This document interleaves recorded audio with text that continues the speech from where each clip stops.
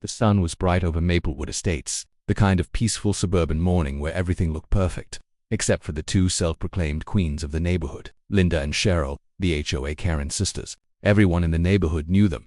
Matching blonde bobs, pastel sweaters, and clipboards always in hand. They ruled the homeowners association like it was their personal kingdom, setting strict rules about grass length, mailbox color, and even what brand of garbage bin you could use. I had just moved into the neighborhood with my 14-year-old son, Ethan. He was a quiet, tech-loving kid who spent most of his time building gadgets or tinkering with computers. Everything seemed fine until one day, the Karen sisters started losing their minds. Their smart doorbells went offline, their security cameras froze, and their HOA group chat stopped working. Within hours, they were storming across lawns, shouting that someone's tampering with the neighborhood Wi-Fi. It turned out, my son had changed our home Wi-Fi name to HOA Surveillance Network down as a harmless joke. But the Karens didn't see it that way. They accused us of hacking, threatened to call the police, and even tried to have us fined through the HOA. But the real twist came later when a shocking truth came to light, one that revealed what the sisters had been hiding behind their perfect smiles. What began as a silly misunderstanding turned into an unbelievable neighborhood scandal that no one saw coming. And by the end, the entire street learned that not every rule enforcer is as innocent as they seem. The morning sun poured warmly over Maplewood Estates, a neighborhood that looked as though it had been cut straight from a real estate brochure. Rows of white picket fences glistened after a fresh lawn watering. Flower beds lined every driveway, trimmed with precision that bordered on obsession. The houses were nearly identical, large, pastel-colored, and perfectly aligned. It was the kind of place where the smell of fresh coffee mingled with the scent of freshly cut grass, and where the sound of lawnmowers, dogs barking, and distant laughter mixed into a strangely comforting hum of suburban life. When I moved there with my 14-year-old son, Ethan, I thought we'd finally found peace. After years of city noise, leaky apartments, and traffic, Maplewood felt like a dream. It was safe, quiet, and full of families. Ethan could finally have friends nearby, maybe even a normal teenage life. But what I didn't know then was that Maplewood peace came with a price. That price was paid to two women who ruled the neighborhood like it was their own empire. Their names were Linda and Cheryl, better known as the HOA Karen sisters. They weren't actually sisters by blood, but close enough to make people wonder. They dressed almost identically, often in matching pastel cardigans and white sneakers, carrying clipboards like badges of authority. Every morning at 9, they walked the neighborhood, inspecting lawns, fences, and even garbage bins. Their voices carried across the street like a siren whenever something violated HOA regulations. On my first day, they came to welcome us. I was planting tulips when I saw their shadows fall across the driveway. "Good morning," chirped Linda, her smile so wide it almost looked painful. "We just wanted to welcome you to Maplewood Estates. I'm Linda, head of the HOA, and this is my co-chair, Cheryl." Cheryl nodded stiffly. "We have a few guidelines for all residents, nothing major, just to keep our community beautiful." She handed me a packet of papers thick enough to be a small novel. I thanked them politely, even though my instincts told me this wasn't just a friendly visit. They asked about our paint color, our mailbox style, even the brand of fertilizer I used. Ethan, standing on the porch, whispered, "They're like neighborhood police." He wasn't wrong. Still, for the first few weeks, everything went fine. Ethan set up his room. I got to know a few kind neighbors, and life felt peaceful. Ethan was obsessed with tech. He built small gadgets from scrap parts, coded little games, and spent hours on his computer tinkering with things I couldn't begin to understand. His curiosity sometimes led to harmless pranks like renaming our smart TV the Voice of Doom, or changing my phone wallpaper to a dancing cat. So when he asked if he could rename our Wi-Fi, I didn't think much of it. "Sure," I said while washing dishes. "Just keep it appropriate." He grinned. "Don't worry, Mom, it'll be funny." The next morning the storm began. I was sipping coffee on the porch when I saw Linda and Cheryl marching down the sidewalk, their faces red and twisted with fury. Linda's phone was in her hand and she was waving it around like evidence in a courtroom. Cheryl clutched her clipboard so tightly her knuckles were white. "Excuse me," Linda shouted from halfway down the street. "We need to speak with you immediately." I blinked. "Good morning, Linda. What's wrong?" "What's wrong?" she repeated dramatically. "Our Wi-Fi is down. All our smart cameras, our security system, even our digital doorbells, nothing is working." Cheryl stepped forward. "And it happened right after your son started experimenting with his devices. Coincidence? I think not." Ethan came outside, holding his tablet. "Mom, what's going on?" Linda pointed an accusing finger at him. "You've interfered with the neighborhood Wi-Fi. Our network went offline this morning, and your new signal appeared HOA Surveillance Network down. Care to explain that?" Ethan froze. "Wait, what?" He turned to me, his face pale. "Mom, that's just the name I gave our Wi-Fi. It's a joke." I had to bite my lip to keep from laughing. "Linda, it's just a Wi-Fi name. You can't actually control other people's networks with that." But they weren't listening. Cheryl leaned forward, her voice sharp. We take cybersecurity very seriously in this community. We'll be reporting this to the HOA board. Tampering with neighborhood property is a serious violation. Ethan's jaw dropped. I didn't touch anything. It's literally just a name. Linda folded her arms. We'll see about that. You'll be hearing from us soon. And with that, they stormed off down the street, muttering about hooligan children and negligent parenting. Ethan sank into a porch chair, staring at the ground. I was just joking, Mom. I didn't mean anything bad. I sighed, squeezing his shoulder. I know, honey. Some people just don't have a sense of humor. But by the afternoon, it was clear the situation wasn't over. A notice appeared in our mailbox, an official HOA complaint citing interference with community electronics and possible violation of privacy regulations. It demanded a meeting at the community center within 24 hours. I almost laughed out loud. It was ridiculous. But Ethan looked anxious, and I knew it would only get worse if we ignored it. The next morning, we arrived at the community center. The sun was bright, and the entire place buzzed with tension. A few curious neighbors stood nearby, whispering. Inside, Linda and Cheryl sat behind a folding table like judges in a courtroom. A printed copy of our supposed offense lay between them. Linda spoke first. Mrs. Turner, your son's actions have disrupted essential HOA systems. Our neighborhood relies on stable connections for safety. Ethan opened his mouth, but I stopped him. Linda, with all due respect, a Wi-Fi name doesn't break other people's devices. You can't just accuse a child of hacking because your cameras went offline. Cheryl frowned. Are you implying our systems malfunctioned on their own? I'm implying, I said, trying to keep calm, that you're overreacting to something harmless. The tension was thick enough to choke on. Ethan stayed silent, his eyes darting between us. He looked so small sitting there. Accused of something absurd, after a few more minutes of circular arguments, Linda finally sighed. We'll continue investigating, but understand, Mrs. Turner, this community has rules. We expect compliance. We left the center, frustrated and humiliated. Ethan kicked a pebble down the sidewalk. I wish we never moved here, he muttered. I looked back at the perfect lawns, the perfect houses, the perfect neighbors pretending to smile while watching us. A strange feeling crept into my chest. Something about this place felt too controlled. To monitor Domri, I told him softly. We didn't do anything wrong. The truth always comes out. But as we reached our driveway, I noticed something strange, a small black device, no bigger than a coin, blinking faintly under our mailbox. I bent down to look closer. It was a tiny camera. My heart skipped a beat. I looked around, scanning the quiet, sunny street. Linda's blinds twitched. Cheryl's car door slammed across the road. Maybe Ethan hadn't caused the problem after all. Maybe he'd just uncovered it. The next morning dawned bright and clear, but the peace I used to feel in Maplewood Estates was gone. The air felt heavier somehow, even though the sky was spotless and blue. Ethan sat at the kitchen table, stirring his cereal absent-mindedly. His eyes kept darting toward the window as if expecting the HOA sisters to reappear with more accusations. I tried to sound calm as I said, "It's fine, sweetheart. They can't do anything. You didn't break any law." He nodded but didn't look convinced. "It's not that, Mom. I just don't get it. Why were there cameras and doorbells down right after I renamed our Wi-Fi? That doesn't make sense unless—" He trailed off, his brow furrowing. "Unless what?" I asked, sitting down across from him. "Unless they were all somehow connected to our Wi-Fi network." He looked up suddenly, his curiosity overtaking his nerves. "Mom, what if they were using one system to control everything in the neighborhood?" The idea sounded fun, but then I remembered that blinking camera I'd found under our mailbox the day before. A chill prickled the back of my neck. I told him about it quietly, making sure the windows were closed first. It was tiny, maybe the size of a coin, and it looked like it was recording.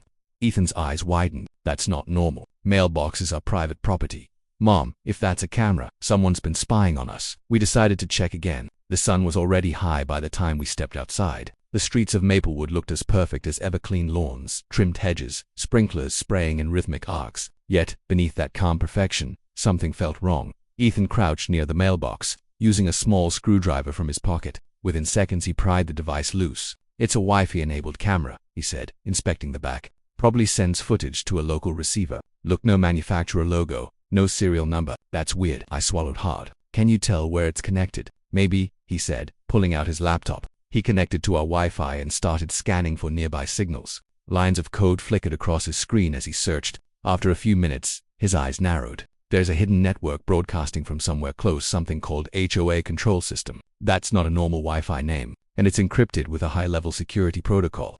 I crossed my arms, glancing toward Linda's house 2 doors down. "You think it's theirs?" Ethan smirked faintly. "Let's find out."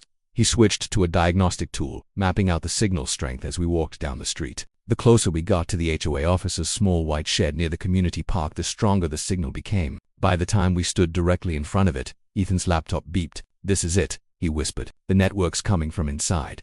The shed was supposed to be for gardening tools and maintenance supplies. At least, that's what the HOA claimed. But through the small glass window, we could see neat shelves lined with routers, cables, and blinking lights. There were even small monitors on the wall showing camera feeds, driveways, porches, and front doors all around the neighborhood. My stomach turned. "Oh my God," I muttered. "They've been spying on everyone." Ethan looked both horrified and fascinated. "It's like their own surveillance system. No wonder their cameras went offline when I renamed our Wi-Fi. My signal probably interfered with theirs for a few seconds." Before we could process it further, we heard voices. "Someone's over there." Cheryl's voice rang out.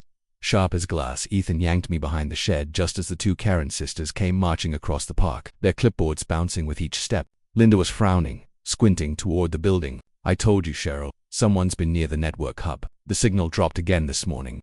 My pulse quickened. "So they did know about the system and they were guarding it." Cheryl sighed. "It's probably those Turners again. The son's a hacker, I swear. We should file another complaint."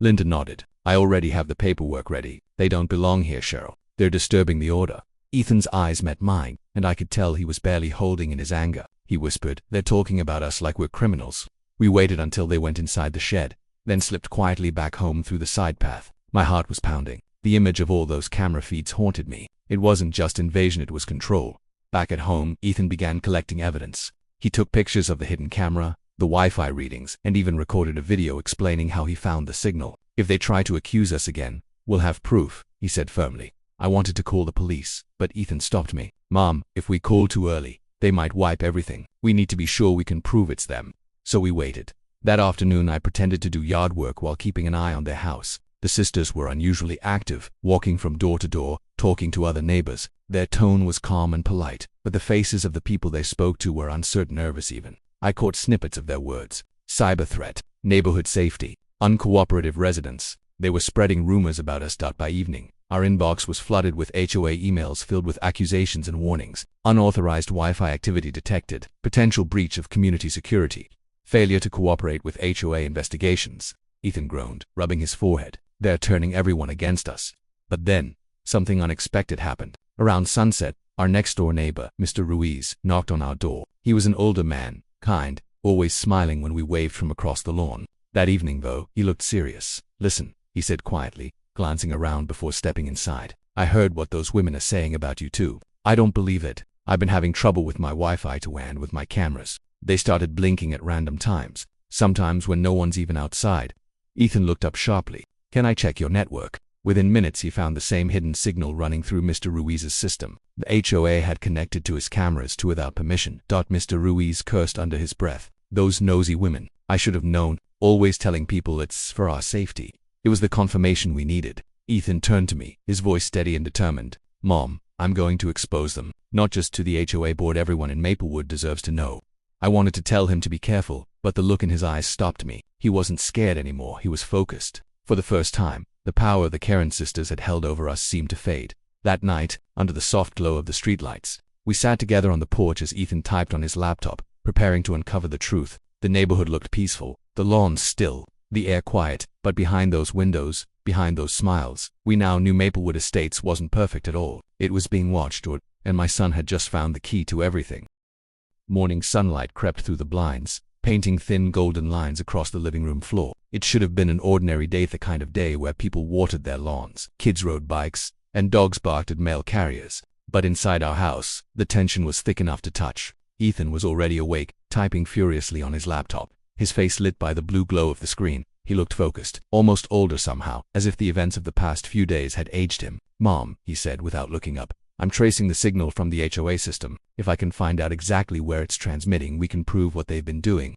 I poured myself coffee, watching him work. "Ethan, we have to be careful. Those women aren't just nosy, they're powerful in this neighborhood. Everyone listens to them." He shrugged. "They shouldn't have been spying on people. They deserve whatever comes next." The determination in his voice both worried and impressed me. I'd always known my son was smart, but this was something else. It wasn't just curiosity anymore, it was justice.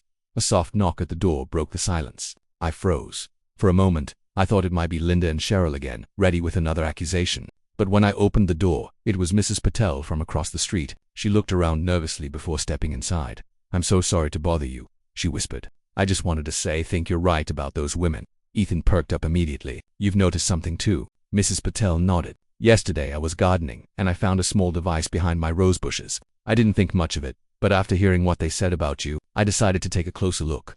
She reached into her purse and pulled out a tiny black camera almost identical to the one we'd found near our mailbox. My stomach turned. They've put cameras at your house too, she nodded gravely, and probably everyone else's. I think they've been watching us for months. Ethan leaned forward, his voice low and steady. If we can prove that we can expose them completely. He connected the camera to his laptop and began scanning it for data. Within moments, his screen filled with a list of stored video clips, all time-stamped, all labeled with different house numbers. My breath caught when I saw our address among them. Oh God, I whispered. They've been watching inside our house. Ethan clicked on one of the files, but the screen flashed an error message. Access denied. Encrypted file, he frowned. They've locked the footage, but maybe I can decrypt it. Before he could continue, there was another knock at the door, louder this time. 3 sharp bangs that made all of us jump. Ethan closed his laptop immediately and hid it under the couch. I glanced through the window and saw the HOA Karen sisters standing there, arms crossed, faces tight with fury. Cheryl held a clipboard, and Linda clutched a folded paper like a weapon. I opened the door only slightly. Can I help you? Linda's voice was icy. Yes, you can. We received complaints from multiple residents about you and your son. You've been trespassing near the HOA property, tampering with security systems, and spreading false rumors. Cheryl chimed in. You've gone too far this time. We're placing you under official review by the HOA board. Continued violations could result in removal from the community. I took a deep breath. Linda, you've been spying on your neighbors. We found one of your hidden cameras, and Mrs. Patel found one too. You can't deny that. For the first time, Linda's confident smile faltered. But only for a second. Those are part of the neighborhood safety program, she said quickly. We installed them to monitor for suspicious activity. You should be grateful. Ethan stepped beside me, his eyes blazing. Grateful? You invaded everyone's privacy. You recorded people without permission. Linda's voice rose. Watch your tone, young man. You don't understand the responsibility that comes with keeping a community safe. I folded my arms. Responsibility doesn't mean breaking the law. For a moment, no one spoke. The only sound was the buzz of a distant lawnmower and the chirping of birds. Then Cheryl sneered. Do you think anyone will believe you? We've been here for 15 years. You're new. You don't know how things work here. They turned and left without another word, their heels clicking sharply against the driveway. As the door shut, Ethan muttered, They're scared. He wasn't wrong. The flicker in Linda's eyes had said it all. For the first time, they weren't in control.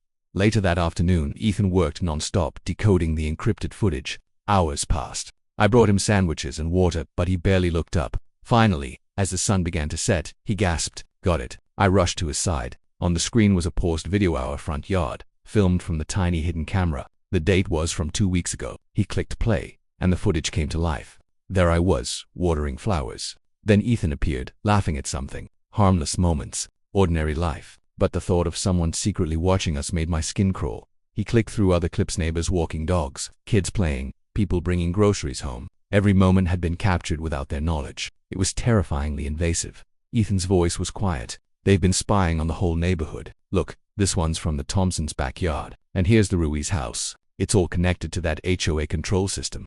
I sat down heavily, my hands shaking. We have to show this to the police. He nodded. We will, but first we need everyone to see it. If the neighbors know what's happening, the Karens won't be able to silence us. That evening, Ethan created an anonymous website and uploaded short clips of the footage, enough to prove what was happening. But without exposing anyone's private moments, he added a note at the top. Your HOA has been watching you. These are the eyes of Maplewood. Then, with one click, he shared the link with every resident through the neighborhood's online group chat. Within minutes, phones started buzzing across Maplewood. People began stepping outside, confused and murmuring. I could see them on their lawns, pointing at their phones, talking in shocked voices. Then, the yelling started.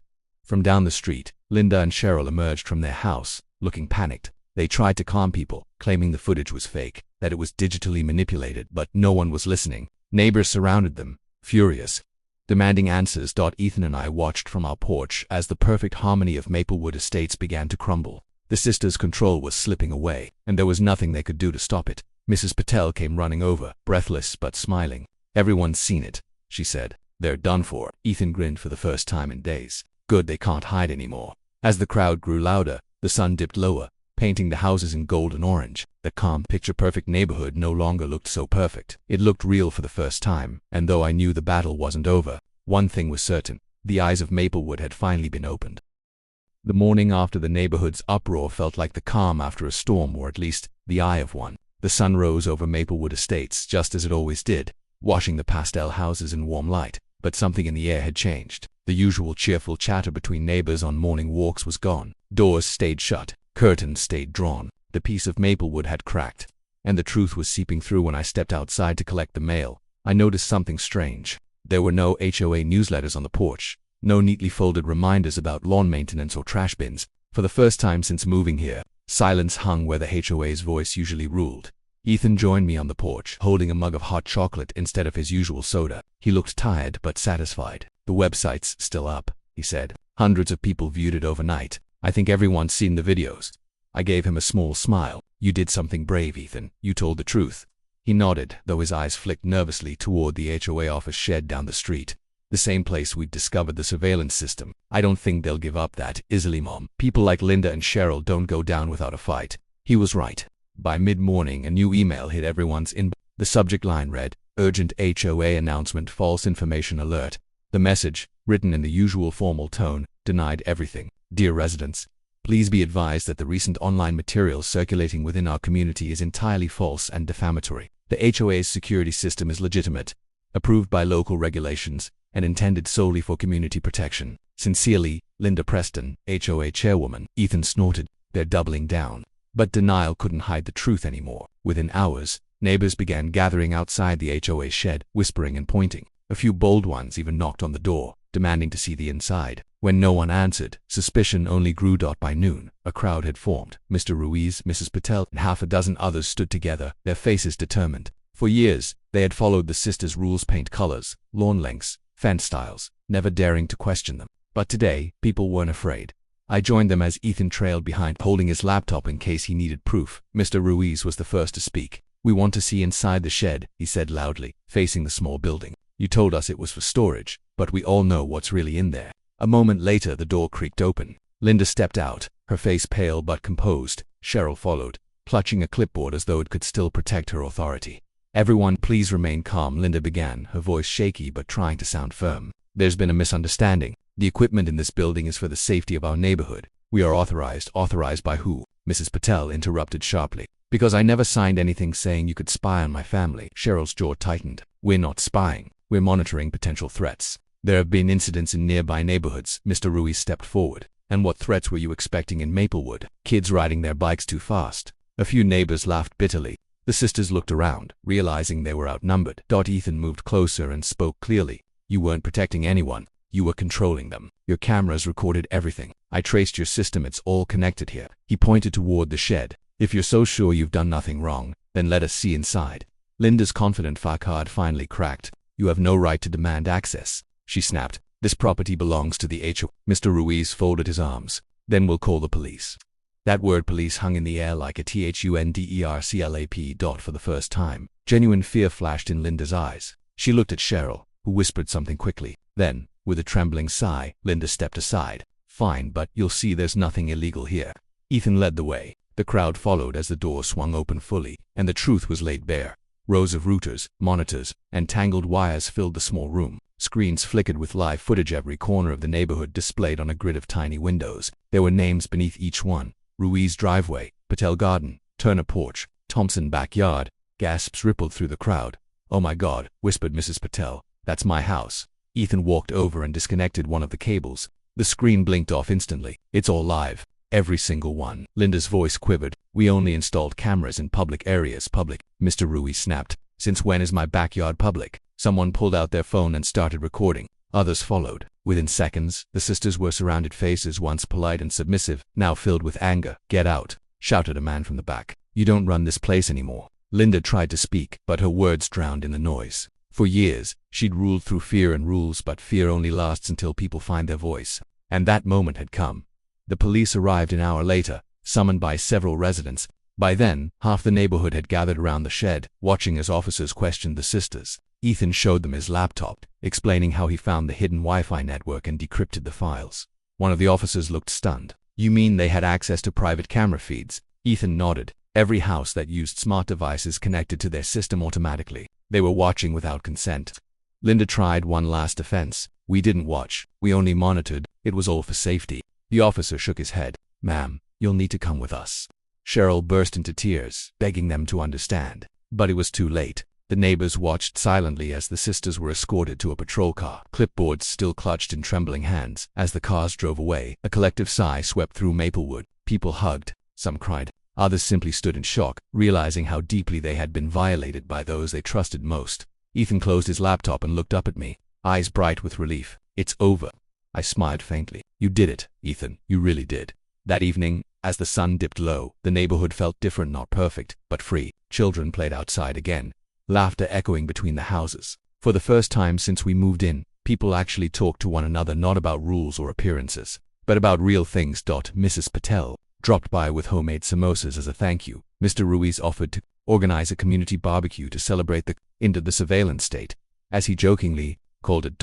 As the golden light faded, Ethan sat beside me on the porch, quietly watching the street. "You know," he said, "when I changed our Wi-Fi name, I just thought it'd be funny. I didn't know it would start all this." I laughed softly. "Sometimes the truth starts as a joke." He smiled, sipping his drink. "Do you think Maplewood will ever be the same again?" I looked around at the peaceful, sunlit neighborhood, still beautiful, but no longer fake. "No," I said gently. "It'll be better," and for the first time it really felt true.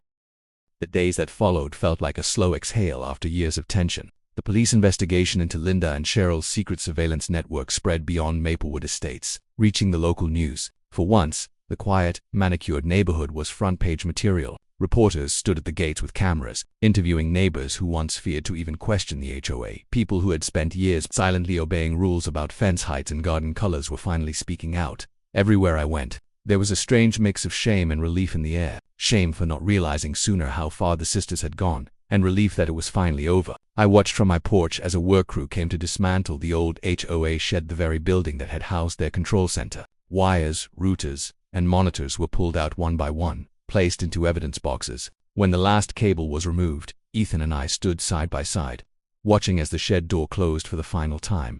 "Feels weird," he said softly, "like the neighborhood's been holding its breath for years."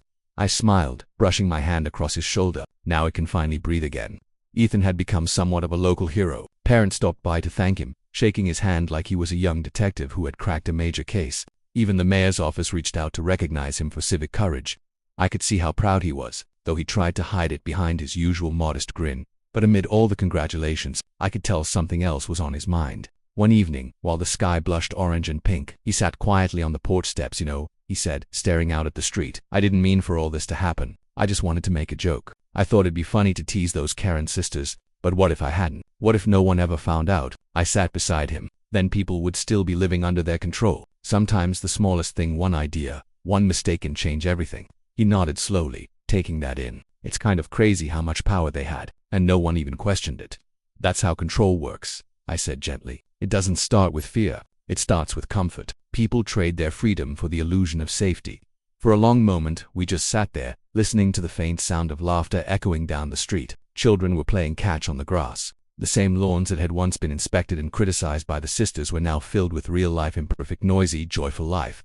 The next day, a community meeting was held at the local park. Instead of the usual HOA formality, rows of chairs, rigid agendas, and lecturing voices, it felt more like a picnic. Families brought food, kids ran around, and for the first time people were smiling for real. Mr. Ruiz stood up to speak first. "For too long we let a few people tell us what we could and couldn't do.